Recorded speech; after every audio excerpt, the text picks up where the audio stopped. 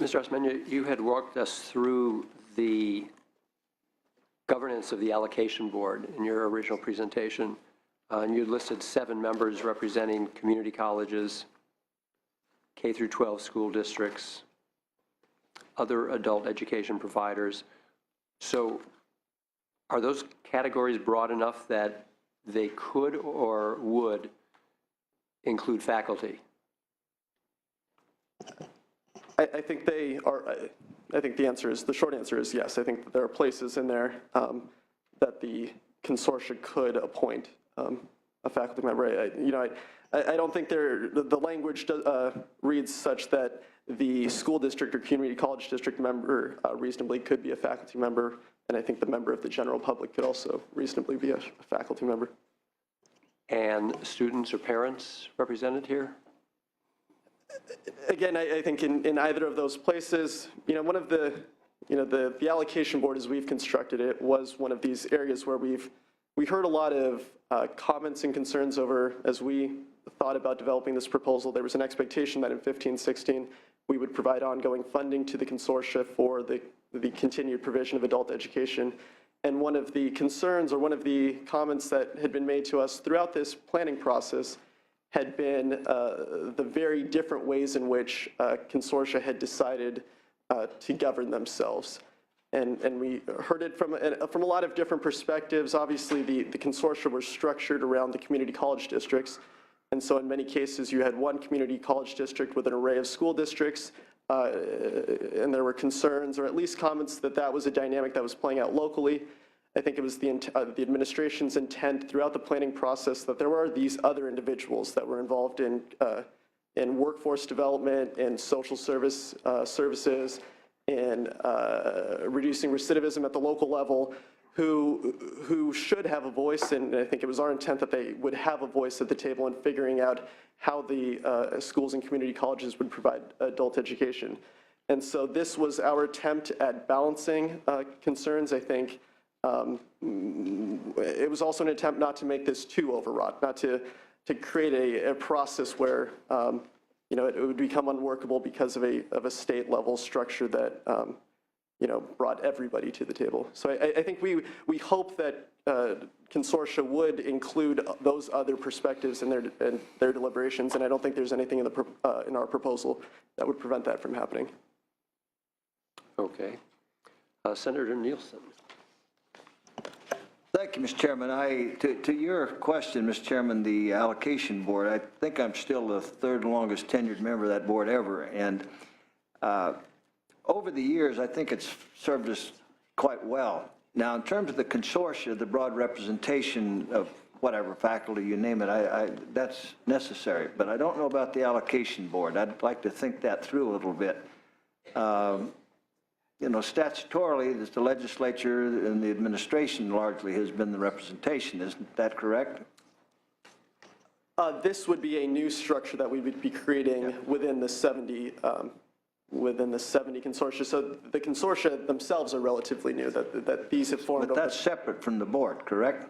No, the consortia have formed over the past 2 years, and what we're proposing is that when a consortia receives money from the state, at the local level, a group of 7 individuals, as we've prescribed, would decide which priorities in that consortia's adult education plan would be funded in a given year. Okay, but that's local consortia. Yes. That does not change the structure of the state allocation board. The state allocation would be jointly determined by the superintendent and the chancellor, which is also a new proposal. Okay, I think I'm getting confused a little bit then. The allocation board is construction, rehabilitation, and earthquake. It's become many things over the years. I think that's referring to the facilities allocation board. That's what I'm talking about, yeah. Okay.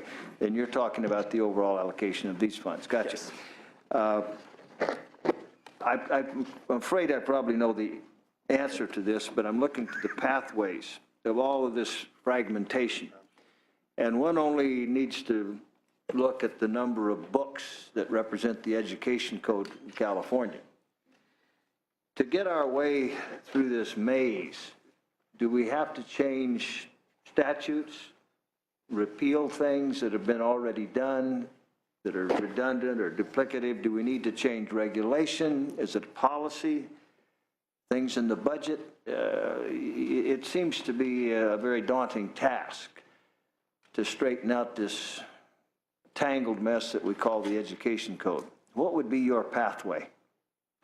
Yeah, as the labor agency described earlier, I think that the governor's call for coordination, it starts with administrative coordination, and I think you'll see and you'll hear at the next panel that the Department of Education, the Chancellor's Office, and the labor agency are already working together to figure out how to work within the existing structure to offer programs more effectively.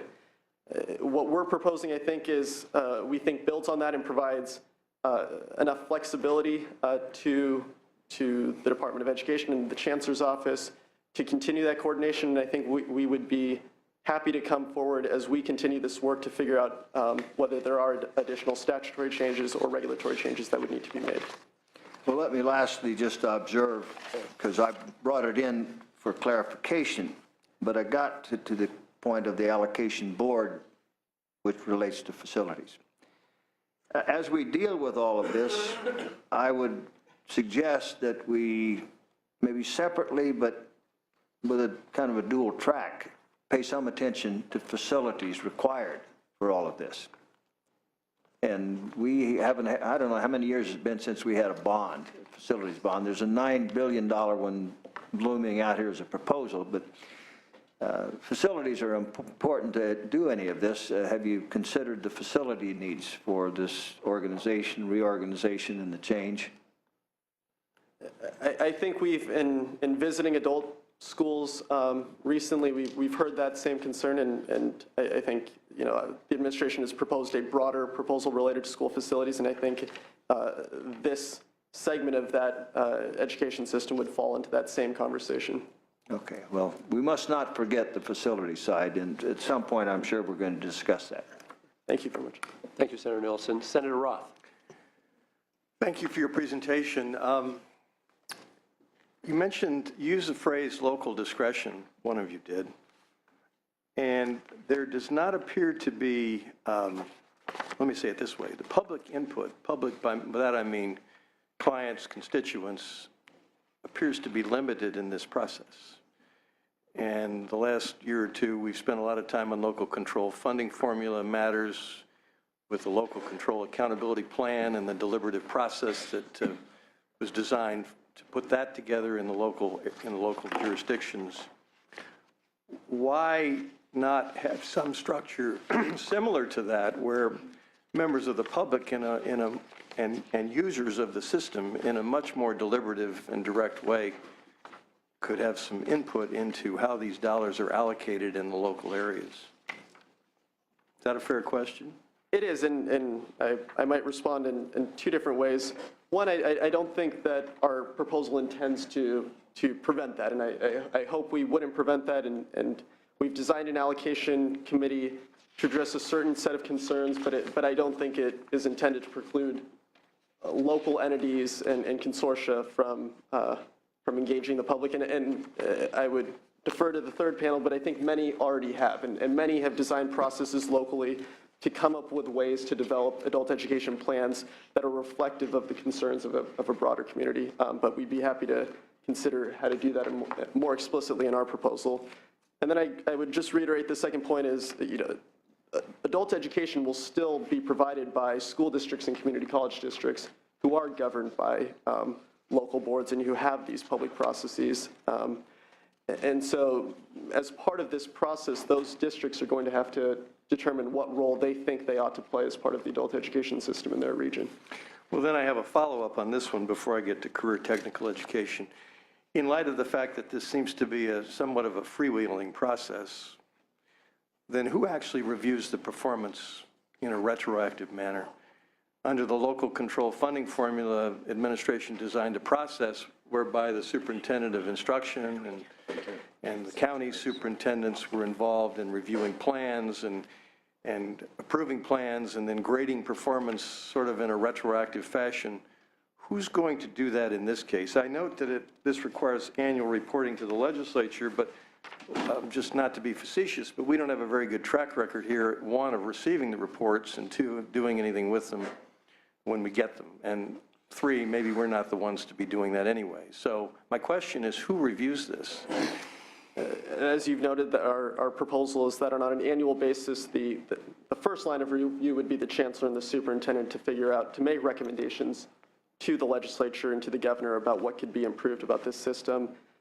I'd also note that I think a lot of accountability is an important part of the report that the legislature and the governor will receive in the coming months about how to structure a system, and we'd be happy to continue to work with you when we have that report in hand. Well, I'd suggest that I'm not being critical. I'd suggest that we focus somewhat on the accountability piece of this, and while not directing how local jurisdictions specifically do handle adult education, we at least ought to put together a structure that allows for some systematic review in a more detailed way than simply providing that somebody's going to give us an annual report as a legislature. Mr. Chair, if I could quickly ask a question about career technical education. I think I know the question, but go right ahead. Last year, I expressed some concerns about the Career Pathways Trust process. And my concern goes to the fact that it's a competitive grant, and large school districts are likely to have the resources available to hire specific grant writers to spend a fair amount of time developing the grant proposals, which are likely to be perhaps more competitive than the school district that has, 1,000 or 700 young people. Here, as I understand it, we have a career technical education competitive grant program that is going to allow as the match grant money received under the California Career Pathways Trust, in itself a limited fund. So I guess the question is why? Given the potential problems associated, from my view, with the Career Pathways Trust, why allow a limited competitive grant to be a match for another limited competitive grant? And are we perhaps not creating a class of winners and losers, and the losers never get a chance at anything? So I think a response would be that in terms of the match requirement or flexibility, I think we wanted to be as flexible as possible when it came to allowing, again, programs that are high quality to be able to come up with any sort of combination of resources that they have to be able to meet this sort of minimum requirement and show that they have some incentive at the local level and some buy-in when it comes to these programs. There's also a requirement that they show a demonstrated plan to continue these programs after this 3-year program, after our proposed 3-year program goes away. And so, we're certainly not trying to create winners and losers or have large districts have any sort of an advantage when it comes to this competitive grant process. Rather, we're trying to, if anything, stick to making sure that there is priority for those programs that are of high quality and that can demonstrate that they have student-based outcomes that are beneficial for the state. Well, I would only, Mr. Chair, if I may, I would only ask that you take another look at this, because I think there are some serious structural problems with allowing one competitive grant to serve as a match for another competitive grant. And if the goal is to try to raise all boats in the water, we may in fact not be doing that by structuring the system this way. So I'd ask that you take another look at that. Thank you, Mr. Chair. Good points that you have raised, Senator. We have Senator McGuire and then Senator Hancock. Thank you so much, Mr. Chair. I do appreciate the opportunity to be here at the hearing, and want to say how grateful I am. Thank you so much, sir, as well as to the committee. Mr. Chair, I just have some comments and just a couple quick questions, if Go that's right okay. ahead, take your time. Thank you so much. And CTE is a real passion of mine as a co-founder of the Career Technology Foundation, as well as a former school board member. And I do want to take a moment to say thank you to the governor's office for their focus on career and job skills, and also to Russ Winkle, who is here today from CDE, for his hard work. And just a few items, Mr. Chair, and I think the good news is that 70% of public high school graduates on this state won't achieve a 4-year degree, but with CTE, those students will achieve a 90% graduation rate if they're involved in career technology and job skill programs in their junior, senior year at the high school level. And that's compared to 75% average for your standard student. And 70% of high school students involved in CTE programs go on to pursue either their certificate at a community college or trade school or their AA. And that is significant. And that's according to the Association of Career Technology Education. But the bad news is since category flexibility in the local control funding formula, which, by the way, fully support the LCFF, and it is right to ensure locals have the ability to make decisions. But since LCFF has been implemented, 50,000 CTE students and 1,400 CTE courses have been lost. And that's over a 3-year period. And yet the LAO's own survey of districts in 2012 have indicated the desire of local school districts to cut CTE programs. According to the LAO's own report, partnership academies, which target the most disadvantaged youth in school districts, including foster youth, is the #1 program on the chopping block when it comes to local school districts and their budget, with apprenticeship academies as #4. So that's my concern, and why I think it is important that this 3-year program, as being recommended by the governor, continues, along with, and I won't go into it, SB 148, that would strengthen the governor's proposal. But I question the LAO. Did you look at the data prior to saying that that $250 million should be folded into the LCFF? Because quite frankly, if it's left up to on this specific issue, and the data is behind it, school districts won't fund career technology education, even though 70% of public high school graduates in the state won't go on to a 4-year degree. I'm just wondering if you've looked at that data. Yes, we did conduct a survey to see how schools were shifting categorical money to other purposes, and partnership academies were one of the programs that were shifted frequently. I'd also note that the largest career technical education program, which is regional occupation centers and programs, was the least likely to be shifted during categorical flexibility. And I think that just attests to what I think we all agree on, that career technical education is a core part of the high school experience, and that schools are maintaining programs that they feel best serve their students. That's not to say that partnership academies don't serve students, but within partnership academies, there are numerous reporting requirements that school districts need to comply with. And although we aren't sure why those funds were shifted away, that's a potential reason. Maybe they wanted more flexibility with those funds to offer courses to their students. And I'm grateful for that, Ms. Collins. And please don't take my comments to be at all crunchy, but I think frustrated, because here's my concern in regards to the ROP funding, or ROCB funding, the maintenance of effort. So that was $380 million last year. So we had $380 million going from the maintenance of effort to maintain ROP programs, along with the $250 Career Pathways grant. That $380 million is now going to be folded into the local control funding formula that will give districts the discretion to use those dollars how they see fit. And if the past is indicative of the future, we know that those courses won't be funded, according to the LAO's own report. So now we're left with $250 million as a potential, and that is down $375 million at the peak funding career technology education.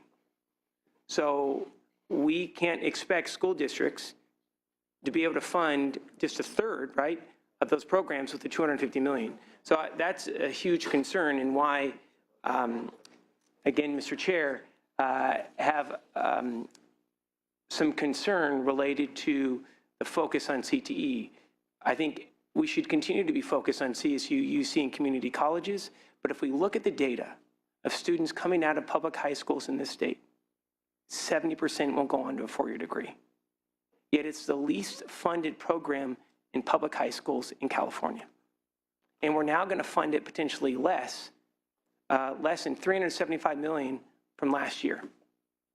So I think it is absolutely critical that we walk our talk. And we also need to hold school districts accountable to ensure that they're funding this critical program when it comes to the jobs and the economy of California. And again, Mr. Chair, I don't want to monopolize the hearing, but I just wanted to share that concern on why this is so critical to ensure, one, obviously we advance that, and that we take a look at SB 148 that would actually increase, not to the peak, but increase CTE funding at least for the next 3 years. And thank you so much, Chairman Leno, and I do apologize it went on so long. No need to apologize, Senator. Thank you. Your concerns are all evidence-based, and I think we're trying to get the most for our dollars spent. So your points are all well taken. Senator Hancock. Thank you, Senator Leno. I'm interested and very pleased to hear so many of my colleagues being interested in career technical education. It's something that I've been interested in from the ground up, having helped begin a biotech academy in our local public high school and local government, and continuing on our work on the education committee. Just my observation, because I've been very concerned about the fragility of career technical education that was just really blossoming and coming into its own as a recognized way of keeping students in school, lowering dropout rates, and preparing young people to go on to higher education as well as job readiness. But it is a fragile, slightly different approach than the traditional reading, writing, and arithmetic academic testing model that had been prevalent in our schools for decades.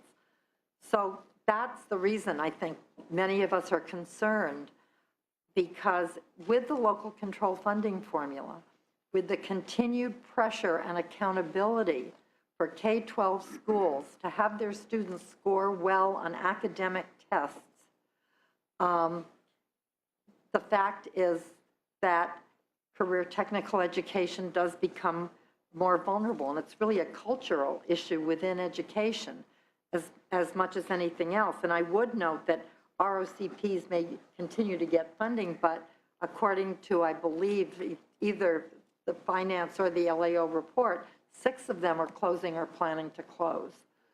And that is a huge investment that will be taken away. So I think to the extent that we can count on all of you to help us maintain these really proven ways. And I thank the governor for including additional money for career pathways and for career technical education in the budget. Just 2 observations. I think it is important to get for the consortia to listen to practitioners, whether they're faculty members, parents, or students.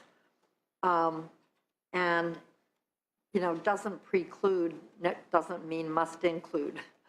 So it's like, if there's a way for us to be able to know how our, and I think probably this is all of us in our districts, going back and finding out how our consortia are conducting themselves and how they're getting community input. I would also just note that every established program has a constituency. And having watched the CCPs and the realignment money from 109, too often it just turns into every silo wanting its own funding. And we have to find ways of moving past that as well. But I am concerned that there's no explicit participation by what we now call adult schools. At least in my reading it, and you can tell me if I'm wrong, I hope I am, community colleges are involved, K-12 is involved, but that entity called adult school that deals so much with citizenship, preparation, English as a second language, really a place for people who might be intimidated by community college campuses and admissions procedure. They're so important. And am I right that they're not explicitly included in the consortia? We explicitly mentioned school districts who are those entities that operate the adult schools, and so that was the that was our intent, and But it could be any administrator from that district. the representative could be, yes. Okay, that's a little bit of a problem for me because I think it's a unique mission, and therefore somehow that mission should be at the table. And then finally, I heard you say that part of this is going to respond to the LEO's concern about using outcome data and getting a standard metric and goals that are agreed upon? That's what we intend, and we intend for these consortia to work closely as part of the implementation of the Workforce Investment and Opportunity Act, and then also that we will be getting a report on how we might think about this moving forward. We'll be getting a report from the superintendent and the chancellor, and we intend to consider that as part of this discussion. So there will be standard metrics and consistent reporting so that we can look and see what works and replicate best practices?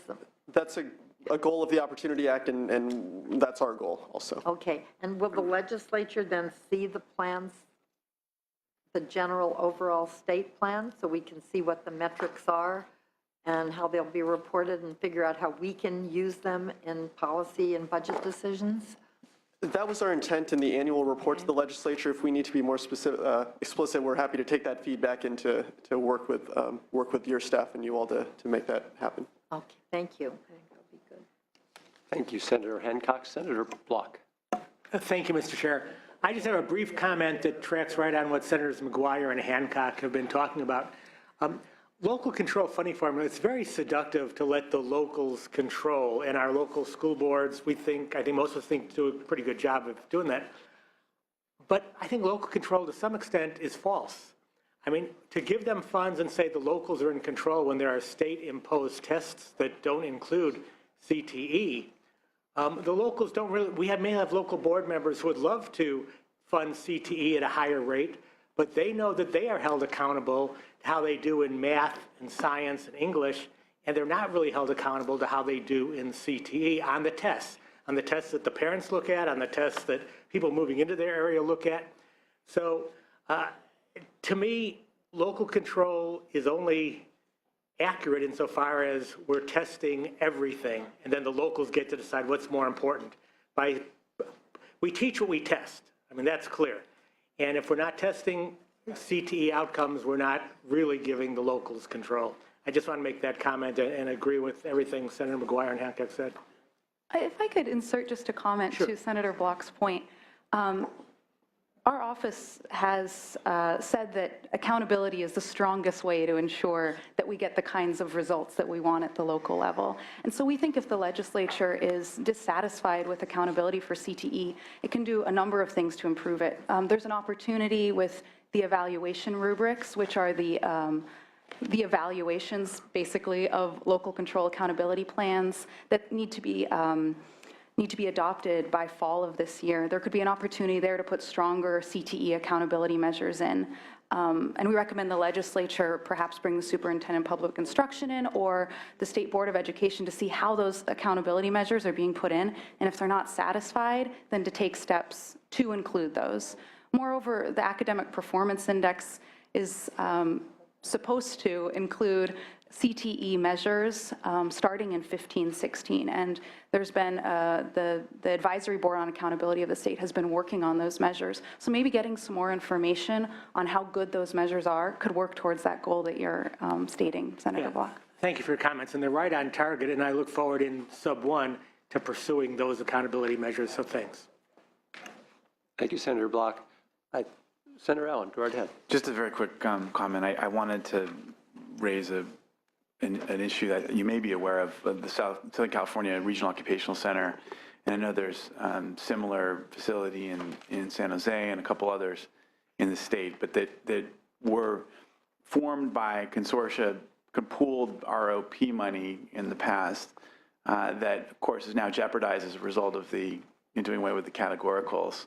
But in many ways, I think it's a center that really is a model upon which a lot of the incredibly exciting work that we're now going to be going through with regards to CTE for us to look at. And I just want to make sure that you are aware of the plight of this center. It's sort of stuck in this weird twilight zone between, in the post-categoricals world and local flexibility, while we've gotten rid of ROP funds. And I just want to make sure that the panelists and the rest of the members of the committee were aware of this particular type of center that exists in a couple parts of our state, and certainly something that I'm going to be thinking about and working on a lot in the context of Budget Sub 1. So I don't know if anyone on the panel had knowledge about this or comments about it and its unique place in the budget process. Yes, we're familiar with SoCal Rock, and we've gone on site visits there, and it's certainly an impressive center. And we would just note that while the ROP funds are coming out of a maintenance of effort, school districts would still have the option to send their students to the SoCal Rock for CTE courses if they so chose to. And I would just add on that the administration is aware of this issue as well. It's largely where, I mean, not just